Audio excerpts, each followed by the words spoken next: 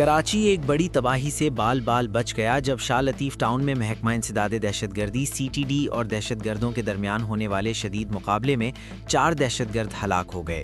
DIG CTD Azfar محسر اور SSP CTD Irfan بہادر نے media کو بتایا کہ یہ آپریشن گرفتار دہشت گردوں کی نشاندہی پر کیا گیا۔ مقابلے کے دوران شدید فائرنگ کا تبادلہ ہوا جس کے نتیجے میں زخمی ہونے والے چاروں دہشت گرد بعد ازاں ہلاک ہو گئے۔ ہلاک دہشت گردوں میں جلیل عرف فرید، نیاز عرف کنگ اور حمدان عرف فرید شامل ہیں، جبکہ ایک کی شناخت کی کوشش جاری ہے۔ حکام کا کہنا ہے کہ دہشت گرد اپنے ہی ساتھیوں کی فائرنگ سے مارے گئے۔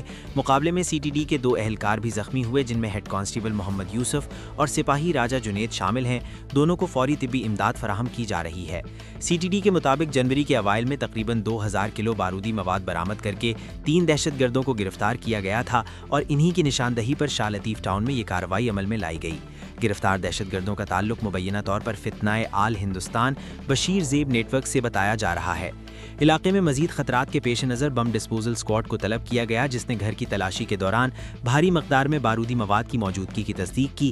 اطلاعات کے مطابق گھر میں ڈرموں میں IEDs تیار کی جا رہی تھیں۔ بم ڈسپوزل اسکواڈ نے ڈیٹونیٹرز، ڈیٹونیٹنگ وائر اور سرکٹس بھی برآمد کر لیے ہیں۔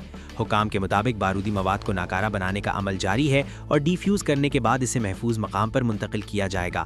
CTD نے فرار دہشت گردوں کی گرفتاری کے لیے ضلع ملیر سمیت مختلف اضلاع میں ناکہ بندی کر دی ہے، جبکہ سرچ آپریشن تاحال جاری ہے۔